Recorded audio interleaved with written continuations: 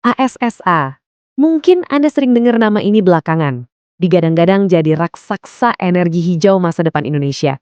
Tapi pertanyaannya, apa cerita indah ini sesuai sama angka-angka di laporan keuangannya? Hari ini, kita bakal bedah bareng laporan keuangan kuartal 3 2025 mereka, buat cari tahu, apa sih yang sebenarnya terjadi di balik semua hype ini. Di balik semua jargon keren waste to energy, ada satu pertanyaan yang penting banget.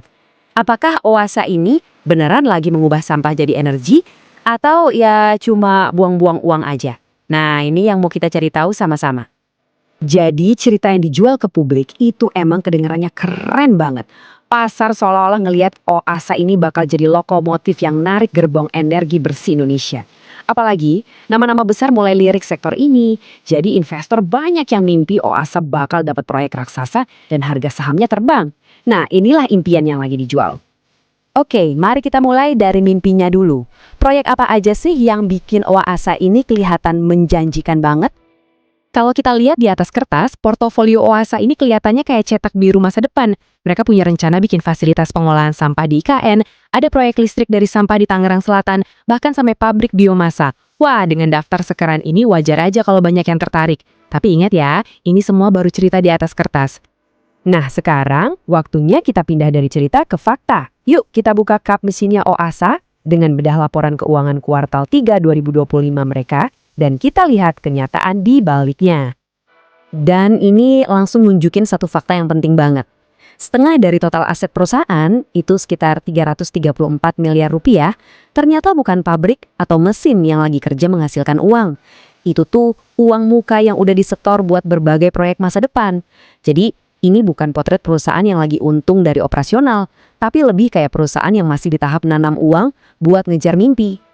Sekilas modal atau ekuitas perusahaan kelihatannya tebel banget, dan ini sisi baiknya. Tapi sisi buruknya, modal ini terus-terusan kegerus sama kerugian operasional. Jadi brankas perusahaan ini penuh bukan karena bisnisnya untung, tapi karena ada suntikan dana dari investor di masa lalu. Oke, mari kita masuk lebih dalam lagi ke kinerja perusahaan yang sebenarnya. Kita bakal fokus ke 3 hal utama, pendapatan, laba, dan yang paling penting, arus kas. Tabel ini nunjukin gambaran yang agak suram ya. Coba lihat, pendapatannya turun hampir 40%. Yang lebih parah lagi, laba kotornya anjlok lebih dari 80%. Artinya, margin keuntungan dari proyek mereka itu hancur lebur. Hasil akhirnya gimana? Dari yang tadinya masih bisa untung dikit, sekarang malah rugi 14,4 miliar rupiah. Tapi tunggu dulu, ada yang aneh banget di sini. Di saat pendapatan dan laba anjlok, saldo kas perusahaan justru melonjak gila-gilaan, naiknya hampir 10 kali lipat. Nah loh, ini jadi sebuah teka-teki kan? Pertanyaan ini penting banget. Gimana ceritanya sebuah perusahaan yang bisnis intinya rugi dan marginnya hancur, tiba-tiba punya banyak banget uang tunai di bank? Yuk kita cari jawabannya. Dan ini dia jawabannya. Ternyata uang kas itu bukan dari hasil operasional yang sehat. Sebagian besar itu datang dari penarikan kembali uang muka proyek dan penagihan piutang lama. Nah, yang penting diingat, kedua sumber kas ini tuh ibarat suntikan adrenalin, bukan karena badannya sehat. Sifatnya cuma sekali kejadian dan gak bakal bisa terulang lagi di kuartal berikutnya. Sekarang, mari kita lihat tanda-tanda bahaya lain yang sebenarnya ngumpet di dalam laporan keuangan, yang mungkin gak kelihatan kalau kita cuma lihat sekilas. Slide ini dengan jelas banget ngegambarin satu risiko besar. Hampir 3/4 pendapatan Oasa itu cuma datang dari satu pelanggan. Artinya apa? Oasa ini kayak berdiri di atas satu kaki. Kalau pelanggan raksasa ini goyah atau batalin proyek, ya seluruh pendapatan perusahaan bisa runtuh seketika. Dan masalahnya ternyata lebih dalam dari itu. Kita nemuin ada pinjaman tanpa bunga ke pihak berrelasi. Ini bikin kita bertanya-tanya soal tata kelolanya. Terus mayoritas tagihannya macet, artinya duit susah balik. Bahkan salah satu anak usahanya udah gagal bayar pinjaman bank. Puncaknya, auditor sendiri secara terang-terangan nulis ada ketidakpastian material soal kelangsungan hidup perusahaan.